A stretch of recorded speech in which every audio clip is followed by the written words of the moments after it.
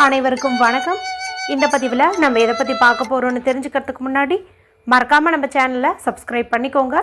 கூடவே பெல் பட்டனையும் கிளிக் பண்ணிவிட்டு ஆளுங்கிற ஆப்ஷன் கொடுத்துட்டிங்கன்னா நான் போடுற வீடியோக்கள் எல்லாமே மிஸ் ஆகாமல் நோட்டிஃபிகேஷனில் வந்துடும். இந்த பதிவு மிகவும் முக்கியமான பதிவு அப்படின்னே சொல்லாங்க. இன்றைக்கி ஒரு அற்புதமான சேர்க்கை கொண்ட நாளாக இந்த நாளானது அமைஞ்சிருக்குது. அதனால் இந்த நாளை வந்துட்டு நீங்கள் சரியாக பயன்படுத்திக்கிட்டீங்க அப்படிங்கும்போது உங்களுக்கு இருக்கக்கூடிய மிகப்பெரிய கஷ்டமான இந்த கடன் பிரச்சனை அப்படிங்கிறது தீர்வதற்கு இது வாய்ப்பாக அமையும் அப்படின்னே சொல்லலாங்க.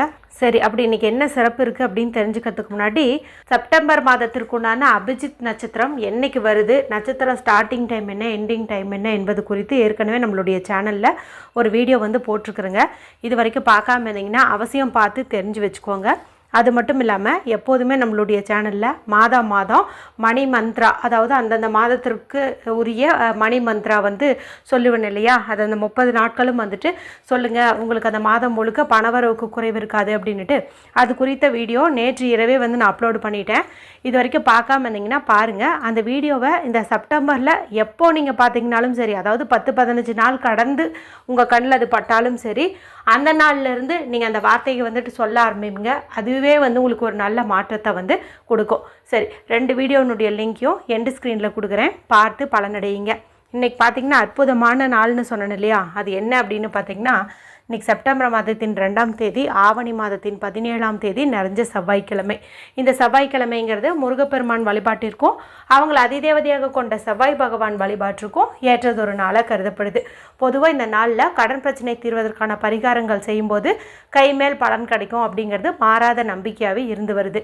ஏன்னா செவ்வாய் பகவானுக்குரிய நாளில் நம்ம இது போல் பரிகாரங்கள் செய்யும்போது நல்ல ரிசல்ட் நமக்கு கிடைக்கும். அதனால தான் இந்த நாளில் நம்ம செய்கிறோம். இந்த நாளை மேலும் விசேஷம் சேர்க்கும் விதமாக இன்றைக்கி நமக்கு 9-9-9 அப்படிங்கிற அற்புதமான சேர்க்கை இருக்குது. அது எப்படி அப்படின்னு கேட்டிங்கன்னா, இன்றைக்கி செவ்வாய்க்கிழமை, செவ்வாய் பகவானுக்கு உரிய ஒரு நாள், அவருக்குரிய எண்ணுன்னு பார்க்கும்போது 9. அடுத்தது இந்த மாதம் செப்டம்பர் மாதம் அப்படிங்கிறது 9வது மாதம். அடுத்தது இந்த வருஷமானது 2025வது வருஷம். இதனுடைய கூட்டுத்தொகை 2 + 2 4, 4 + 5 9. இப்படி 3 9 கிடச்சிருக்குது. இந்த சிறப்பு இருக்கிறதுனால தான் இப்போ நான் உங்களுக்கு எளிமையான ஒரு கடன் பிரச்சனை தீரக்கூடிய பரிகாரம் சொல்ல போகிறேன். எல்லாருமே இதை தாராளமாக செய்யலாம். ரொம்ப ரொம்ப எளிமையாக இருக்கும். மேலும் இதை செய்வதற்கு எந்த ஒரு ரூல்ஸ் அண்ட் ரெஸ்ட்ரிக்ஷன்ஸும் கிடையாது. பீரியட்ஸ் டைம்லேயும் தாராளமாக செய்யலாம். பிறப்பிறப்பு தீட்டிருந்தாலும் தாராளமாக செய்யலாம். வீட்டில் அசைவம் செஞ்சுருந்தீங்க, சாப்பிட்ருந்தீங்கனாலும் தாராளமாக செய்யலாம். எந்த நேரத்தில் செய்யணும் அப்படின்னு கேட்டிங்கன்னா, எந்த நேரத்தில் வேணாலும் செய்யுங்க, எந்த ஒரு தடையுமே கிடையாது. ஆனால் எப்பவும் ஒரே விஷயந்தான், ராகு காலம் யமகண்டத்தை மட்டும் நீங்கள் ஸ்கிப் பண்ணிடுறது நல்லது. செவ்வாய்க்கிழமை அப்படிங்கும்போது ராகு காலம் அப்படிங்கிறது மதியம் 3 மணியிலேருந்து 4:30 உள்ள நேரம். யமகண்டம் அப்படிங்கிறது காலை 9 மணியிலேருந்து 10:30. இதை மட்டும் நீங்கள் ஸ்கிப் பண்ணிவிடுங்க. இன்னும் பெஸ்ட்டான டைம் வேணால் மதியம் 1 மணியிலேருந்து 2 மணி, அதே போல் இரவு 8 to 9 அந்த நேரத்துலையும் கூட நீங்கள் செய்யலாம். இதுக்கு தேவையானது என்ன அப்படின்னு பார்த்தீங்கன்னா, எண்ணி 9 துவரம்பருப்பு நீங்கள் எடுத்துக்கோங்க.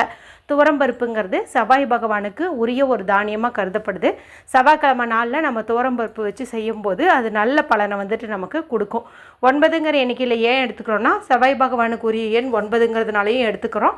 இன்றைக்கி இந்த 9-9-9 சேர்க்கை இருக்கிறதுனாலையும் நம்ம எடுத்துக்கிறோம். புதுசாக வாங்க தேவையில்லை, சமையலறையில் இருக்கிறதையும் நீங்கள் எடுத்துக்கிட்டீங்க அப்படின்னா போதும். இப்போ எண்ணி இந்த 9 துவரம்பருப்பை எடுத்துகிட்டு ஏதாவது ஒரு பேப்பரோ இல்லை செம்பருத்தி இலையோ இல்லை வெற்றிலையோ இது மாதிரி ஏதாவது ஒன்று நீங்கள் எடுத்துக்கோங்க. சரிங்களா? இப்போ மட்டும் எடுத்துகிட்டு நீங்கள் அமைதியான இடத்துல உட்காந்துக்கோங்க. யாருக்கிட்டையும் பேசாதீங்க, டிவி பார்க்காதீங்க, மொபைல் பார்க்காதீங்க.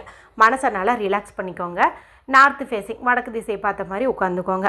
இப்போ இந்த பரிகாரத்தை செய்வதன் மூலமாக நம்மளுடைய கடன் பிரச்சனை கண்டிப்பாக தீரும் அப்படிங்கிற முழு நம்பிக்கையை உங்கள் மனசில் கொண்டு வந்துடுங்க.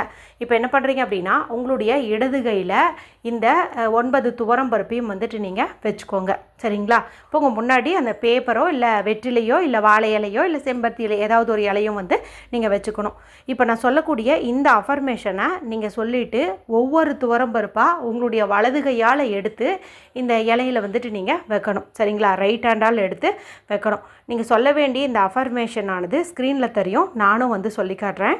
My dept is a temporary challenge and I have the power to overcome it. My dept is a temporary challenge and I have the power to overcome it. அப்படின்னா என்ன அர்த்தம் அப்படின்னா, இந்த கடன் அப்படிங்கிறது ஒரு தற்காலிகமானது. அதாவது என்னுடைய கடன் அப்படிங்கிறது தற்காலிகமாக எனக்கு இருக்கக்கூடிய பிரச்சனை. இந்த பிரச்சனையிலிருந்து மீண்டு வரும் அளவுக்கு எனக்கு வந்து சக்தி இருக்குது, திறமை இருக்குது அப்படின்னு வந்து அர்த்தம். இதை நீங்கள் அப்படியே சொல்லி பாருங்களேன். இந்த கடன் எல்லாம் ஒரு சாதாரண விஷயம், இதெல்லாம் வந்து தற்காலிகமாக தான் இருக்குது. இதிலிருந்து நான் மீண்டு வருவதற்கு எனக்கு வந்து திறமை இருக்குது, என்கிட்ட அந்த சக்தி இருக்குது அப்படின்னு வந்துட்டு நம்ம கெத்தாக வந்து சொல்கிற மாதிரி ஒரு அஃபர்மேஷன் தான் இது. இது சொல்லும்போதே நமக்கு கடனெல்லாம் ஒரு பிரச்சனையா அப்படிங்கிற அளவுக்கு ஒரு மனசுக்குள்ளே வந்து எண்ணம் வந்து தோணும். நம்ம மேலே கான்ஃபிடென்ட் வந்து அதிகரிக்கும். அதனால தான் உங்களுக்கு இந்த அஃபர்மேஷன் வந்து நான் சொன்னேன். இது எத்தனை முறை சொல்லணும் அப்படின்னு பார்த்தீங்கன்னா, இப்போ மொத்தம் 9 துவரம் பருப்பு நம்ம கையில் வச்சுருக்கோம் இல்லையா? அப்போ ஒவ்வொரு துவரம் பருப்பை எடுத்து நீங்கள் அந்த இலையில் வைக்கும் போதும் இந்த டெப்ட் ஃப்ரீ அஃபர்மேஷனை சொல்லிக்கிட்டே வந்து வைக்கிறது அப்படிங்கிறது நல்லது. நீங்கள் தமிழ்லேயும் சொல்லலாம், இங்கிலீஷ்லேயும் வந்துட்டு சொல்லலாம். சொல்லும்போது உணர்வுபூர்வமாக சொல்லுங்கள். அப்படியே வாயளவில் சொல்லாமல் உண்மையாகவே உங்களுக்கு அந்த திறமை இருக்குது, ஏதாவது ஒரு வழியை இந்த பிரபஞ்சம் வந்து காட்டும், அதன் மூலமாக நம்ம ஒட்டுமொத்த கடனையும் அடைச்சிட்டு நிம்மதியாக வாழுவோம் அப்படிங்கிற நம்பிக்கை உங்கள் மனசுக்குள்ளே கொண்டு வந்துக்கிட்டே இதை சொல்லுங்கள். ஒன்றா பொறுமையாக வந்துட்டு அதில் வந்துட்டு வச்சுருங்க.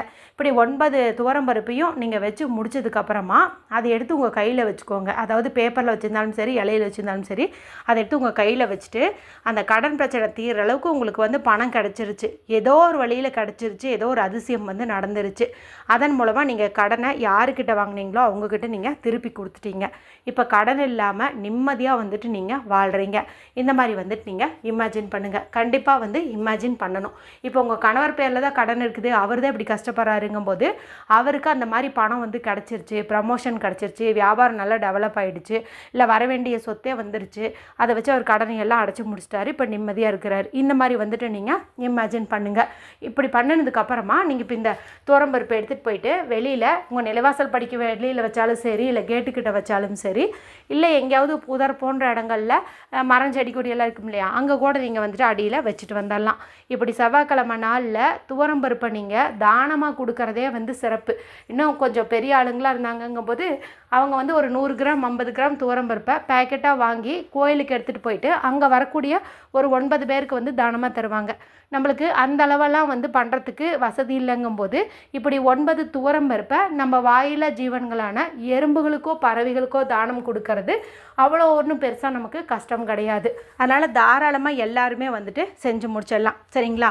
இது போல் சின்ன சின்ன பரிகாரங்களையும் செஞ்சுட்டு உங்களுடைய உழைப்பு மேலேயும் நீங்கள் நம்பிக்கை போட்டு உழைச்சிட்டு வரும்போது கண்டிப்பாக உங்களுக்கு தேவைக்கும் அதிகமாகவே பணமும் சேரும். அதை வச்சு உங்களுடைய கடன் பிரச்சனையிலேருந்து நீங்கள் முழுவதுமாக மீண்டு வரவும் முடியும். இன்னும் டைம் கிடைக்கும் போதெல்லாம் இந்த அஃபர்மேஷனை நீங்கள் தினமுமே சொல்லிட்டு தூங்குறது இன்னும் உங்களுக்கு கான்ஃபிடென்ட்டை வந்து அதிகப்படுத்தும். அவசியம் ட்ரை பண்ணி பாருங்கள். வீடியோ பிடிச்சிருந்தா மற்றவங்களோடையும் ஷேர் பண்ணுங்கள், லைக் பண்ணுங்கள். மற்றும் ஒரு பயனுள்ள பதிவில் உங்களை சந்திக்கிறேன். நன்றி, வணக்கம்.